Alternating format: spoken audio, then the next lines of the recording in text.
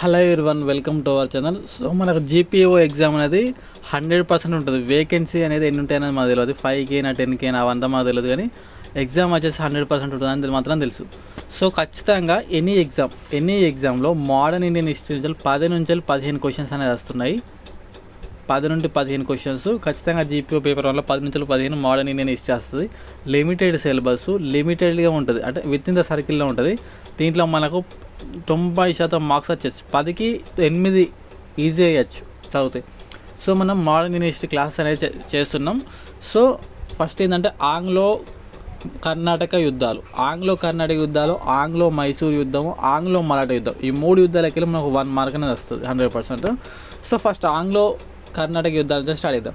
First మన యుద్ధాలు modern Indian హిస్టరీలో డేట్స్ అనేది చాలా ఇంపార్టెంట్, గుర్తుపెట్టుకోండి. మోడర్న్ ఇండియన్ హిస్టరీలో డేట్స్ అనేది మస్ట్ ఇంపార్టెంట్. డేట్స్ ఖచ్చితంగా మనం బై హార్ట్ చేయాల్సిందే.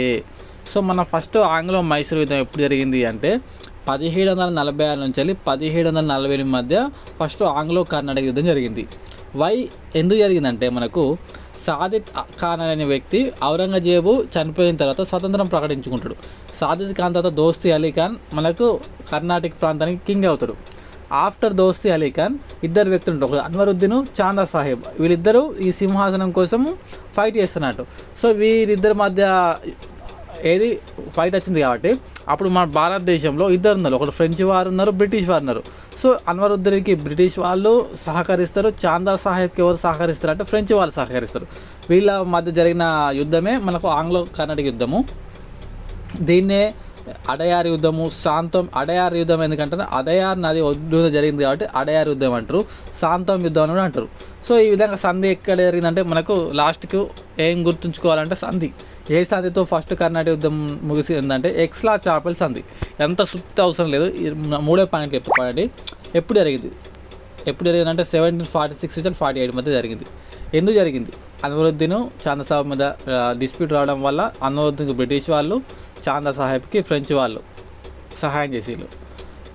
ఎక్కడ జరిగింది? అడయార్ నది యుద్ధం జరిగింది కాబట్టి అడయార్ యుద్ధం అంటారు, శాంతం యుద్ధం అంటారు. శాంతం అన్న ప్లేస్లో ఎప్పుడు ముగిసింది? ఏ ట్రీటీ ద్వారా ముగిసిందంటే ఎక్స్లా చాపెల్ ట్రీటీ ద్వారా ముగిసింది. ఇంతే, మనం ఎక్కువ డీప్గా ఉంచద్దు. ఎగ్జామినేషన్కి ఏం అవసరం అది మాత్రం చూసుకోవాలి. నెక్స్ట్ రెండవ ఆంగ్లో కర్ణాటక వార్ 1749 నుంచి 54 మధ్య జరిగింది. ఎందుకు జరిగిందంటే సౌత్ ఇండియాలో హైదరాబాద్ రాజ్యము, కర్ణాటక రాజ్యంలో అప్పటి కింగులు చనిపోవడం వల్ల వారసత్వంగా 2 పర్సన్స్ ఉంటే ఆ 2 పర్సన్స్ ఎవరు కింగ్ కావాలన్న పర్పస్లో యుద్ధం అనేది జరిగింది. ఓకేనా? నిజాం చనిపోయిండు అప్పుడు, నిజాముల్ ముగి చనిపోయిండు. ఆయన తర్వాత నాజర్ జంగ్, ముజఫర్ జంగ్ హైదరాబాద్ సింహాసనం కోసము వీళ్ళిద్దరి మధ్య పోటీ జరిగింది. అదేవిధంగా ఎక్కడ మళ్ళీ చూసుకుంటే మనకి ఇందాక చూసుకున్నాం కదా, అన్వరుద్దీన్ మరియు చాందా సాహెబ్ మధ్య క్లాస్ జరిగింది. సో మనకు చాలా ఈజీ. CMF ఫోన్ తెలుసు కదా, CMF ఫోన్, ఇది కోడ్ గుర్తుపెట్టుకోండి. ఇది ఒక group, Chanda Sahib, Muzaffar Jung from Hyderabad, French, ఈ 3 ఒక గ్రూపు. ఇంకో గ్రూప్ ఏంటిది? బ్రిటిష్ వారు, అన్వరుద్దీన్, నాజర్ జంగ్, వీళ్ళు ఒక గ్రూప్. ఫైనల్గా ఎవరు గెలుతారు అంటే ఈ CMF వాళ్ళే గెలుస్తారు, అంటే ఫ్రెంచ్ సైన్యం వాళ్ళే గెలుతారు. గెలిచి ముజఫర్ జంగ్ ఇక్కడ, చాందా సాహెబ్ అక్కడ కింగ్లు అవుతారు. ఇది గుర్తుపెట్టుకోండి, ఇది చాలా ఇంపార్టెంట్. అంబూర్ యుద్ధం, ఈ రెండవ ఆంగ్లో కర్ణాటక యుద్ధం కాలంలోనే మనకు అంబూర్ యుద్ధం జరుగుతుంది. ఎప్పుడు జరుగుతుంది అంటే 1749లో అంబూర్ యుద్ధం జరుగుతుంది.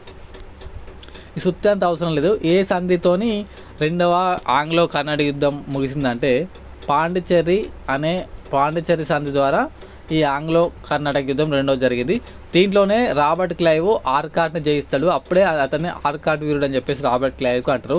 నేను సుత్తంతా చెప్తాను, ఎగ్జామినేషన్ పాయింట్ ఆఫ్లో ఏది వస్తుందో మాత్రం అది మాత్రం చెప్తా.